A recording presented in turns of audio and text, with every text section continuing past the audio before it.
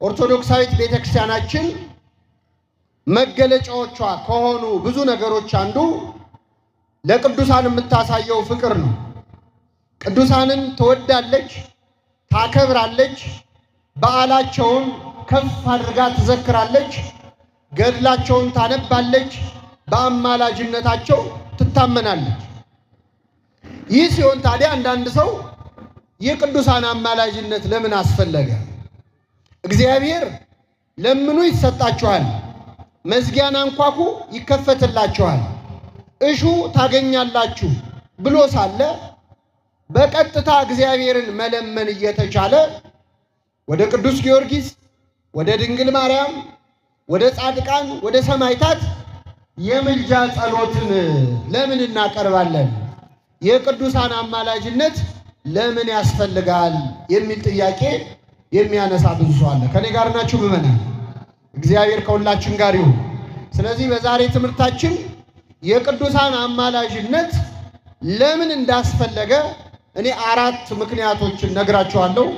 እግዚአብሔር አምላካችን በቸርነቱ እንዲያስተምረን ቅዱስ ፈቃዱ ይሁንልን።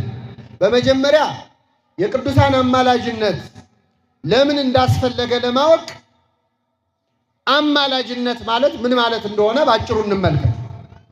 ማማለድ ማለት ምእመናን መለመን፣ ማስታረቅ፣ መጸለይ ማለት ነው። ሌላ ትርጉም የለውም። እንደው አንዳንድ ሰው ቅዱሳን ያማልዳሉ ሲባል ይፈጥራሉ የተባለ ያህል የሚከነከን ሰው አለ። ማማለድ ማለት መለመን ነው። የሚለመነው እግዚአብሔር ነው። የሚለምኑት ቅዱሳን ናቸው። የሚለመንልን ደግሞ እኛ ኃጢአተኞቹ ነው። ስለዚህ በምልጃ ሂደት ውስጥ 3 ወገኖች ያስፈልጋሉ። ስንት ወገኖች? 3 ወገኖች። እንደው ለእናንተ ቀረብ እንዲል አንድ ጥያቄ ልጠይቃችሁ። በአገራችን ባህል አንድ ወንድ አንዲትን ሴት ማግባት ቢፈልግ ወደ ልጅቷ ቤተሰብ ምን ይልካል? አቤት ሽማግሌ ይልካል። ሽማግሌዎቹን ምኑ እንዲሆኑ ነው የሚልካቸው? እንዲያማልዱ ነው አይደለ? ጋብቻ ሲሆን ነቃ አላችሁ። ስለ ጋብቻ እንማር እንዴ? አዎ፣ አማላጆች የሚሆኑት ምኖች ናቸው? ሽማግሌዎች። ተማላጁ ማን ነው? ተማላጁ ማን ነው? የልጅቷ ቤተሰቡ። አስማላጁ ማን ነው? አማላጅ የሚልከው ደግሞ ሙሽራው ነው አይደል? ስለዚህ ስንት ወገኖች አሉ? ተማላጅ አለ፣ አማላጅ አለ፣ አስማላጅ አለ። ምልጃ 3 ወገን ይፈልጋል። ምን አይነት ሰው ነው ሽማግሌ አድርጎ የሚልከው? አንድ ወንድ አንዲትን ሴት ለማግባት ፈልጎ እጇን ስጡኝ ብሎ ወደ ቤተሰቦቿ አማላጅ ሲልክ የሚልካቸው ሽማግሌዎች ምን አይነት ናቸው? አንደኛ ከነስማቸው ሽማግሌዎች ናቸው አይደል? በእድሜ የከበሩ፣ ቢናገሩ የሚሰሙ፣ ግርማ ሞገስ ያላቸው፣ ክብር ያላቸውን ሰዎች ይልካል። የሚልካቸው ሽማግሌዎች ማንነት ለዚያ ቤተሰብ ያለውን ምን ያሳያል? አክብሮት ያሳያል። ልብ አድርጉ። ግን ሽማግሌ የሚልክ አንድ ወጣት እንደው ሽማግሌ በመላክ ፈንታ ሰፈር የበጠበጡ ዱርዮች ሰብስቦ ቢልክ ልጅቷ ልትሰጠው ትችላለች? አትችልም። የሚልካቸው ሽማግሌዎች ማንነት ለዚያ ቤተሰብ ያለውን ምን ያሳያል? አክብር። እንደው ለሃይማኖት ሲሆን እንደዚህ ብትመልሱ እንዴት ጥሩ ነው በእውነት። ልብ አድርጉ። ተማላጅ እግዚአብሔር ነው። አማላጆች ቅዱሳን ናቸው። ያው ኃጣንም በአቅማችን እናማልዳለን፣ አይሰራም እንጂ አንዱ ለአንዱ ይጸልያል እኮ እንሞክራለን። ግን የሚሰራ ስለሆነ ምልጃ በስልጣን ደረጃ የቅዱሳን። ጻድቃንም አማልዱን ይላሉ፣ ግን እንደኛ ምልጃ ያስፈልጋቸውም። እነሱ ጸልየው ይሰማል። ተማላጅ አለ፣ አማላጅ አለ፣ አስማላጅ አለ። ወደ እግዚአብሔር የምንልካቸው አማላጆች ማንነት አሁን ጊዮርጊስ አማልደኝ ስንል አንዳንድ ሰው ጊዮርጊስን ያከበርን ይመስለዋል። እያከበርን ያለነው ከጊዮርጊስ በላይ ማንን ነው? እግዚአብሔርን ነው። የከበሩትን ቅዱሳኑን፣ በፊት ደማቸውን ያፈሰሱትን ሰማዕታቱን፣ በእግዚአብሔር ፊት ሞገስ አግኝተሻል የተባለች ድንግል ማርያምን ታማልደን ስንል እያከበርን ያለነው ቅዱሳኑን ሳይሆን ማንን ነው? እግዚአብሔር። አንተ ፊት መናገር አይገባንም። ለአንተም የሚመጥኑ እነሱ ናቸው። አንተን ለመለመን ጸሎታችንን ተቀባይ የሚያደርግ ምግባር የለንም ስንል በምልጃ ውስጥ እያከበርን ያለነው እግዚአብሔር። ይህን ካየን ምእመናን ምልጃ ለምን እንዳስፈለገ እኔ 4 ምክንያቶች ነግራችኋለሁ።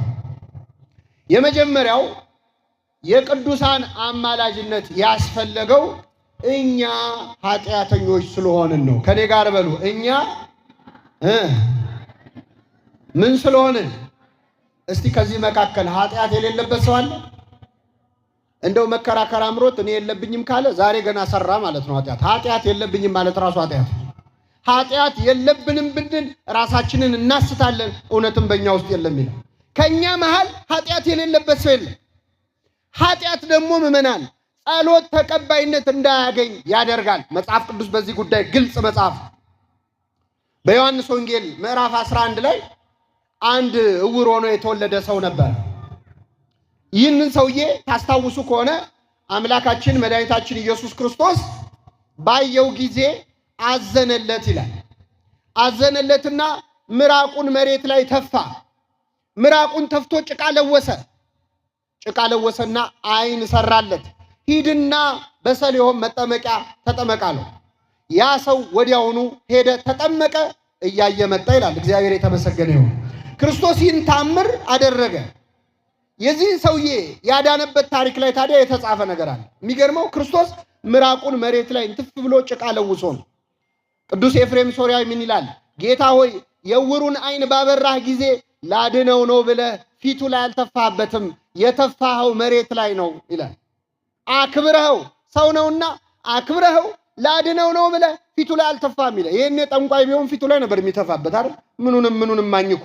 ክርስቶስ ግን አክብሮ መሬት ላይ እንትፍ ብሎ አይኑን አበራለት። ጌታዬ ሆይ በእኔ ላይ ግን በፊቴ ላይ እንትፍ በልብኝ፣ በፈቃድ ያጠፋሁትን አይኔን በፈቃድ አብራልኝ ይላል። የሁላችን አይን ያብራለን እና ይህንን ሰውዬ አይኑን አበራለት። ልክ አይኑ ሲበራ አይሁድ ተበሳጩ፣ መጥተው ተቃወሙት ይላል። እንዴት አይን በራ አይደለም ያሉት። ብዙ የተቃውሞ ንግግር አደረጉ። ካረጉት ንግግር መሃል ክብር ይግባውና ይህ ሰውዬ ኃጢአተኛ እንደሆነ እናውቃለን አሉ። ክርስቶስን እኮ ኃጢአተኛ ነው ይሄ ሰውዬ አሉት። ሲሉት ምን አለ? ዮሐንስ ወንጌል ምዕራፍ 11 ቁጥር 38 ላይ ታገኙታላችሁ።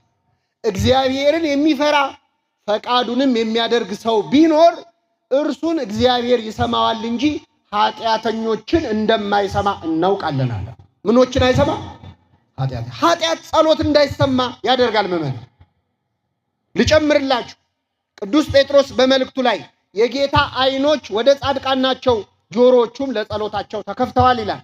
እግዚአብሔር የጻድቃንን ጸሎት ይሰማል፣ የኃጢአተኞችን ጸሎት ግን አይሰማም።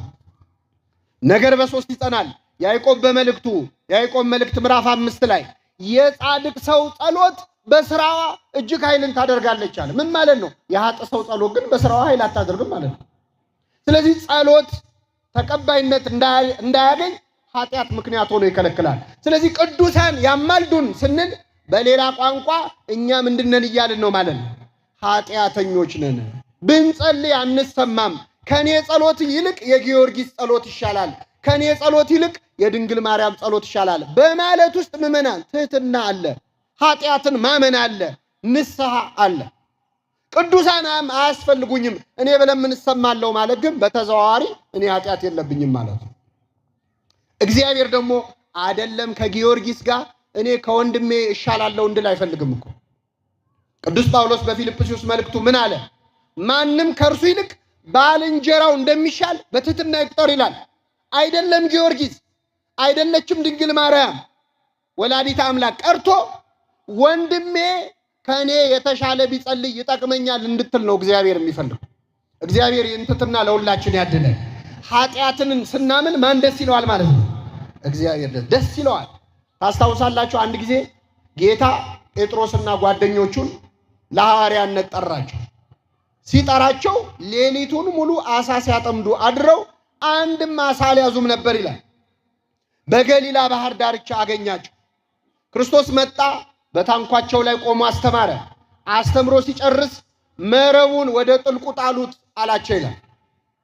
ቅዱስ ጴጥሮስ ይህንን ሲሰማ 50 ዓመት ሙሉ አሳ ያጠመደ አሳ አጥማጅ ነው። የ50 ዓመት ልምድ አለው። ከ5 ዓመቱ ጀምሮ አሳ አጥማጅ። ግን ክርስቶስ ይህን ሲነግረው ምን አለ?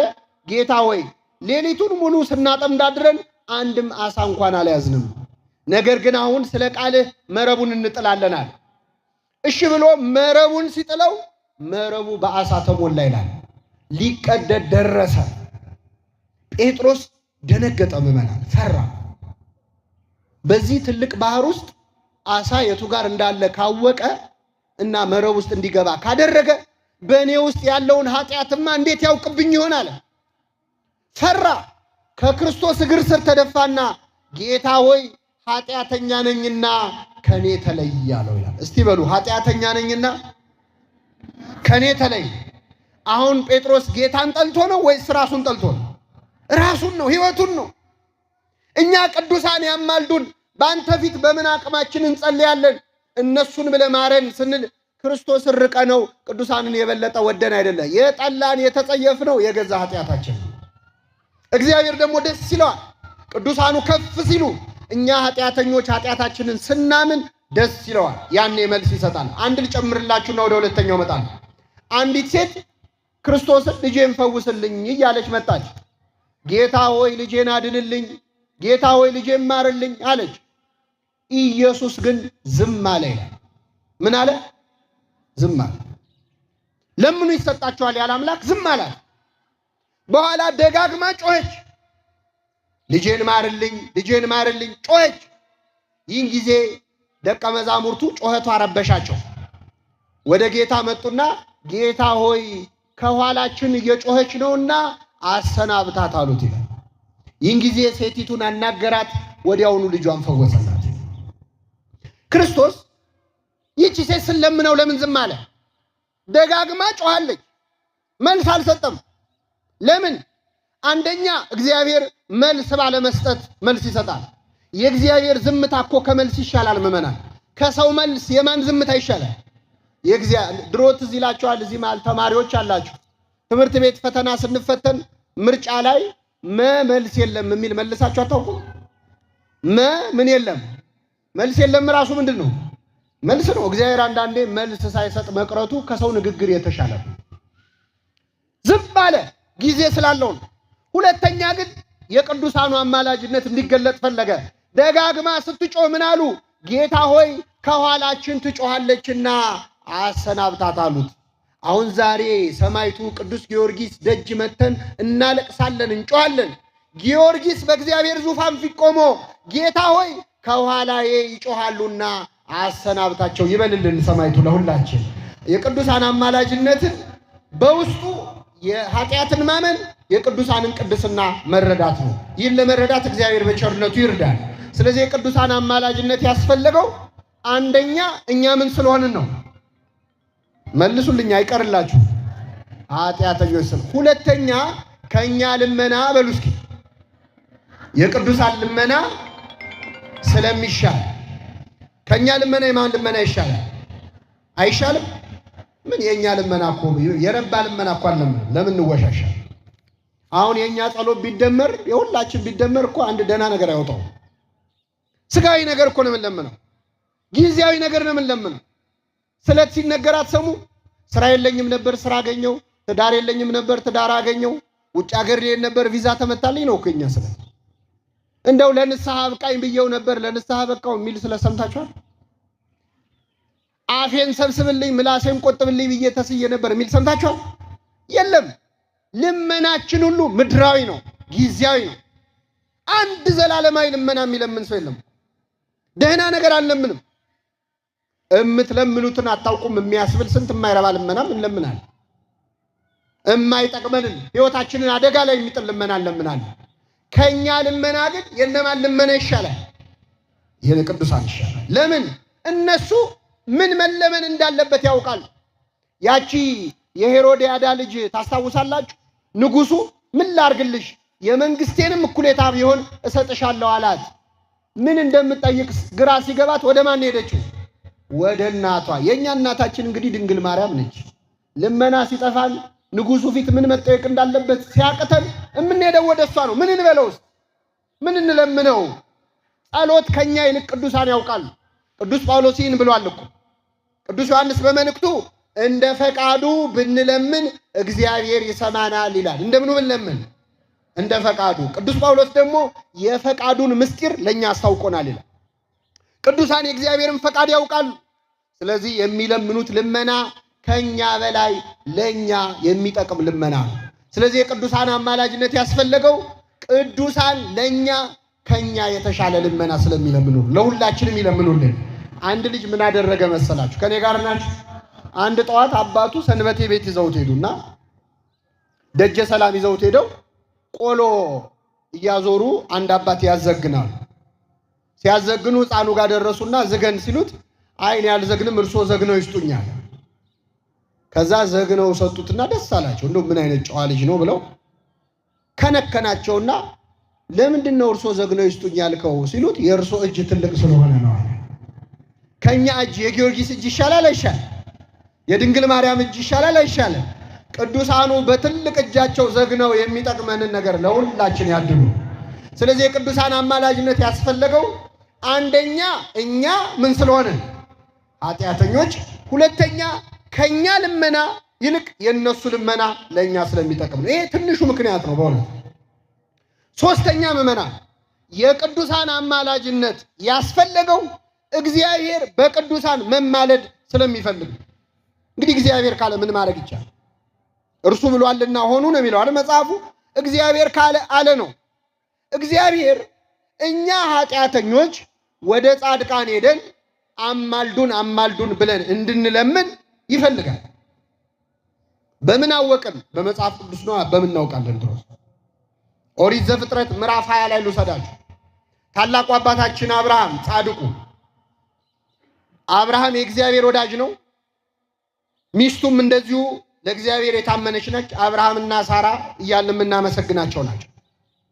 አብርሃም ሚስቱን ሳራን ይዞ ጌራራ ወደምትባል ሀገር ሄደ። በሄደ ጊዜ ሳራ እጅግ በጣም መልከ መልካም ስለሆነች እሷን ፈልገው እሱን እንዳይገሉት ፈራ። ስለዚህ ሳራን ሚስቴ ናት በማለት ፈንታ እህቴ ናት አለ ይላል። እህቴ ናት አለ። የፈራው አልቀረም። የጌራራ ንጉሥ አቤሜሌክ ሳራን ባየ ጊዜ ልቡ በዝሙት ጦር ተነደፈ። ይችን ሴትማ አገባታለሁ ብሎ ዛተ። አስመጣት። ድንኳን አስጥሎ ደንገጥሮች መድቦ አልብሷት፣ ተጠቧት፣ አስጊጧት ነገ አገባታለሁ አለ። ምስኪን አብርሃም አይኑ እያየ ሚስቱ ሳራ ንጉሥ ልታገባ ነው። ከኔ ጋር ናቸው። ያን ቀን ሌሊት እግዚአብሔር ለጌራራ ንጉሥ ለአቤሜሌክ ተገለጠለት ይላል። በህልም ተገለጠለት። እንዳትነካት አለው። የነቢይ ሚስት ናት፣ ጫፏን እንዳትነካት። ኧረ ጌታዬ እኔ ሚስቱ መሆኗን አላውቅም፣ እኔ እህቱ ነው የመሰለችኛል እኮ። ስላላወቅማ ነው የምነግርህ። ብታውቅማ ቀጣህ ነበር። በደዌ መጥቶት ልብ አድርጉ፣ ሰውነቱ ሁሉ አባበጠ። እንዳትነካት፣ ነገ ወስደህ መልስለት። አብርሃም ስላንተ ይጸልይልህ፣ ያን ጊዜ ይቅር እልሃለሁ አለው እግዚአብሔር። ይገርማችኋል። አብርሃም ስላንተ ምን ይበልልህ? ያኔ ምን እልሃለሁ?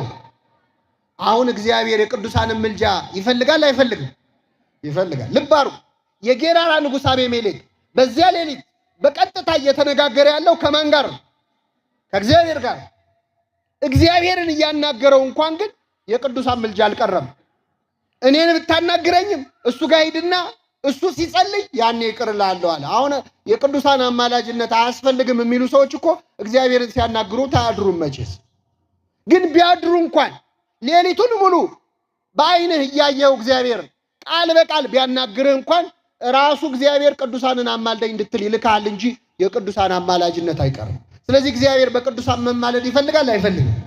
አንድ ልጨምርላችሁ። መጽሐፈ ኢዮብ ምዕራፍ 42 ላይ እንደምታውቁት ጻድቁ ኢዮብ በምድር ላይ ብዙ መከራ ከደረሰባቸው በመከራ ምክንያትም ብዙ ዋጋ ካገኙ ቅዱሳን አንዱ ነው። ኢዮብ ብዙ መከራ ባንድ የወረደበት፣ በመጀመሪያ ሀብት ንብረቱ ጠፋ። ከዚያ 10 ልጆቹ በአንድ ቀን ሞቱበት። ኢዮብ ግን እግዚአብሔር ሰጠ፣ እግዚአብሔር ነሳ፣ የእግዚአብሔር ስም የተመሰገነ ይሁን አለ። በመጨረሻ ኢዮብ ከራስ ፀጉሩ እስከ እግር ጥፍሩ ድረስ በደዌ ተመታ፣ ቆሰለ፣ ብዙ መከራ አየ እና በዛ ስቃይ ላይ ያለ ግን ጓደኞቹ መጥተው ደግሞ አላስቀምጣሉት። 3 ጓደኞች ነበሩት። ኢዮብ በነገር ይጠዘጥዙ ነበር። በቁስሉ ላይ ጥዝጣዜ ሆናችሁብኝ ብሏቸዋል እሱ ራሱ። እና ኢዮብን እየመጡ እንዲያርግ እንዲያታርግ። አንዳንዴ ሰው በሽተኛ ልንጠይቅ ሄደን ሆድ አስብሰን የምንመጣ ሰዎች አለን እኮ አይደል? አዎ በቃ የማይሆን ነገር ምንና እግዚአብሔር ይማሪ ይበቃል። እና ኢዮብን መከራ አሳዩት። በመጨረሻ እግዚአብሔር ምን አለ? መጽሐፈ ኢዮብ ምዕራፍ 42 ላይ እንደ ባሪያዬ እንደ ኢዮብ መልካም ነገር ስላልተናገራችሁ ቁጣዬ በእናንተ ላይ ነዷል። ስለዚህ 7 ወይፈን 7 አውራ በግ ይዛችሁ ወደ ባሪያዬ ወደ ኢዮብ ሂዱ። ባሪያዬ ኢዮብ ስለናንተ ይጸልያል፣ ያን ጊዜ ይቅር እላችኋለሁ አለ እግዚአብሔር። ኢዮብ ስለናንተ ምን ይላል? ያኔ ምን እላችኋለሁ? ስለዚህ እግዚአብሔር የቅዱሳንን ምልጃ ይፈልጋል አይፈልግም? ኃጢአተኞችን ወደ ጻድቃን ሄዳችሁ አማልደኝ በሉ ሲል መጽሐፍ ቅዱስ ላይ ተጽፏል። ይህ ብቻ አይደለም፣ ጻድቃንን ደግሞ እንዲያማልዱ ይገፋፋቸዋል እግዚአብሔር። ኃጥአንን አማልደኝ በሉ ይላል፣ ጻድቃንን ደግሞ ለምልጃ ይገፋፋል። ለዚህ ነው አንድ ጥቅስ ብቻ ልስጣችሁ። ዘጸአት ምዕራፍ 32 ቁጥር 32 ነው። እግዚአብሔር ከወዳጁ ከሙሴ ጋር በሲና ተራራ ላይ ቃል በቃል እየተነጋገረ ነው። ሙሴ በሰባቱ መንጦላይት በሰባቱ መጋረጃዎች መሃል እያለፈ ከእግዚአብሔር ጋር ቃል በቃል ሲነጋገር እስራኤላውያን ጠብቀው ሙሴ ሲዘገይባቸው አይመጣም ብለው ከወርቅ ጥጃ ሰርተው ከግብፅ ምድር ያወጣን አምላካችን ብለው ለጥጃ መስገድ ጀመሩ።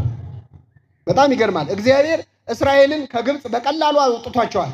ግብፅን ግን ከእስራኤል ውስጥ ለማውጣት በጣም ነው የተቸገረው።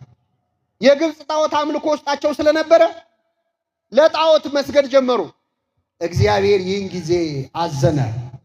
ሙሴ ሙሴ ሆይ ከግብፅ ምድር ያወጣኸው ሕዝብህ በድለውኛል፣ ስለዚህ ቁጣዬ እንዲቃጠልባቸው አጠፋቸው ዘንድ ተወኝ አለው ይላል። ከኔ ጋር በሉ አጠፋቸው ዘንድ።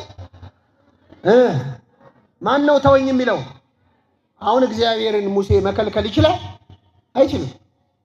አጠፋቸው ዘንድ ተወኝ፣ አንተን በሌላ ሕዝብ ላይ መሪ አድርጌ ሾመሃለሁ፣ ቁጣዬ እንዲቃጠልባቸው አጠፋቸው ዘንድ ተወኝ አለው። አይገርምም? እግዚአብሔር ሕዝብ ሲያበሳጨው መሪው ጥሩ ሆኖ ካገኘው ለአንድ መሪ ብሎ ሕዝብ ይቀይራል። ለመሪ ብሎ ሕዝብ ይቀይራል። ለመሪ ብሎ ሕዝብ መቀየር የሚችል አምላክ ለሕዝብ ብሎ መሪ መቀየር ይችላል? አይችልም? ይችላል። ስለዚህ ችግሩ እኛ ላይ ነው ማለት ነው። እኛ ከተመቸነው መሪ መቀየር አይከብደውም። ለምን? ለመሪው ቅድስና ብሎ ሕዝቡን ልቀይርልሃል። ሙሴ ምን አለ? ጌታ ሆይ ለኛ አይደለም ለስም ብለሃል። ሕዝቡን ከግብፅ ባርነት ነፃ አውጥቶ በበረሃ ፈጃቸው ብለው አሕዛብ በስም ላይ ይዘብቱብሃል። ስለዚህ ለኛ አይደለም ለስም ብለህ ለአብርሃም ለይስሐቅ ለያዕቆብ የገባውን ቃል ኪዳን አስብ። ይህንን ሕዝብ ከምታጠፋ እኔን ከሕይወት መጽሐፍ ምን በለኝ ሰርዘኛል። እግዚአብሔርም በሕዝቡ ላይ ሊያደርግ ከነበረው ጥፋት ራራ ይቅርም አላቸው ይላል። እግዚአብሔር ይቅር ይበለን ሁላችን። አሁን ይህን ያነሳውላችሁ ምእመናን፣ እግዚአብሔር ማጥፋት ከፈለገ ሙሴን እያስፈቀደ ነው የሚያጠፋው? እግዚአብሔር የሚሳነው ነገር አለ? ለምንድን ነው ለሙሴ የሚነግረው? ለምንድን ነው የሚነግረው? ለመረጃ ነው። ለመረጃ ከሆነ ሕዝቡን አጥፍቶ ሙሴ ሆይ አጠፋዋቸው እኮ ማለት ይችላል። ለምንድን ነው የሚነግረው? ሙሴ ስለ ሕዝቡ ምን እንዲል ነው? እንዲለምን እንዲጸልይ ነው እንጂ ለኛ እኮ እግዚአብሔር እንዲህ አይነት ነገር አያማክርም። አሁን እግዚአብሔር ለኛ መጥቶ እስቲ እነገሌን ላጠፋቸው ነው ምን ይመስላችኋል ቢላችሁ ምን እንደምትሉ? ወይ እግዚአብሔር ወይ ሐሳቡ ካንተ ከመጣማ ጨምረ እነገሌንም በዛው አጥፋን እንለዋል። ቅዱሳኑን ግን ያውቃቸዋል። በቅዱሳን መማለድ ማን ይፈልጋል ማለት ነው? እግዚአብሔር ይፈልጋል። ይህ ብቻ አይደለም፣ ቅዱሳን ካላማለዱ እግዚአብሔር ያዝናል፣ ይከፋዋል ይላል መጽሐፍ ቅዱስ። በጣም ይገርማል። ትንቢተ ኢሳይያስ ምዕራፍ 59 ላይ አንብቡ። እግዚአብሔር በምድር ወደሚኖሩ ሰዎች ተመለከተ፣ ወደ እርሱ የሚማልድ እንደሌለ ተረዳ፣ ተከፋም ይላል። አማላጅ ሲጠፋ እግዚአብሔር ይከፋዋል። ቅዱሳን ካማለዱስ ደስ ይለዋል፣ ካላማለዱስ ኃጢአት አድርጎ ይቆጥርባቸዋል። ታላቁ ነቢይ ሳሙኤል ምን አለ? ስለ እናንተ ማማለድን በመተው እግዚአብሔርን እበድል ዘንድ ከኔ ራቅ ነው ያለው። ቅዱሳን ስለኛ ካልጸለዩ ቅድስናቸውን ያጣሉ። እነ ጊዮርጊስ ለኛ ካልጸለዩ የሰማዕትነታቸውን ዋጋ ያጣሉ። ጻድቁ ኢዮብ ደግሞ ስለ ባልንጀሮቹ በጸለየ ጊዜ እግዚአብሔር ሀብቱን፣ ንብረቱን፣ ጤናውን መለሰለት ይላል። ቅዱሳን ስለኛ ሲያማልዱ ክብራቸው፣ ጸጋቸው ይጨምራል። ቅዱሳን ስለኛ ካላማለዱ ደግሞ ኃጢአት አድርጎ ይቀጣቸዋል። ብዙ ጊዜ ቅዱሳን ያማልዳሉ አያማልዱም እያሉ የሚጨቃጨቁን ሰዎች በመጀመሪያ እስቲ መጽሐፍ ቅዱስ ላይ ቅዱሳን ያማልዳሉ የሚል ካለ አሳየኝና ዛሬውን ኦርቶዶክስ ሆናለሁ ብለው ፍጥጥ ብለው የሚጠይቁ ሰዎች አሉ። እስቲ የቱ ጋር ነው ያማልዳሉ የሚለው ብለው ይጠይቃሉ። እማያውቅ ሰው መቼስ እንዲህ ፍጥጥ ብለው የሚያወሩት ባይኖር ነው ብሎ ይፈራና ሱማ የለም ግን ያማልዳሉ ይላል። ከዛ ይጫወቱበት። መጥቀስ የቻለ ሰው ግን እንዴ ስለናንተ ሲያማልዱ ይናፍቋቸዋል ይሌለ ወይ? በቃና ዘገሊላ ድንግል ማርያም አማልዳ ውሃን ወይን አላስደረገችም ወይ? አብርሃም ስለ ሰዶም አልለመነም ወይ? ሙሴ ስለ እስራኤል ቆሞ አላማለደም ወይ ብሎ ጠቅሶ የሚከራከራቸው ሰው ሲያገኙ ደግሞ አይ እኛ እኮ አያማልዱም እኮ አላልንም ይላሉ። ደግሞ አባቶቻችን መናፍቅ ወራጅ ውሃ ሲወስደው ድሮም ወደ ታይ ሰፈር መሄድ ፈልጌ ነበር ይላል። ጎርፍ ሲወስደው ትራንስፖርት አገኘ ይላል። ግን የወሰደው ጎርፉ ነው እንጂ እሱ ፈልጎ አይደል። ጥቅስ ሲጎርፍባቸው ጥያቄዋን ይቀይሯታል። መጀመሪያ አያማልዱም ነበር የሚሉት ፍጡር አያማልድም ክብር ይግባውና ታዲያ ፈጣሪ ነው የሚያማልደው? ፍጡር አያማልድም ሲል ይቆዩና በደንብ ሲጠቀስባቸው ደግሞ ጥያቄዋን ያስተካክሉና እኛ እኮ አያማልዱም አላልንም፣ ማማለድ ያማልዳሉ ግን በህይወት እያሉ ነው እንጂ ከሞቱ በኋላ አያማልዱም ይላል። እችን ስላመኑ ራሱ እግዚአብሔር ይመስገን። ከሞቱ አያማልዱም፣ በህይወት ካሉ ግን ምን ይላሉ?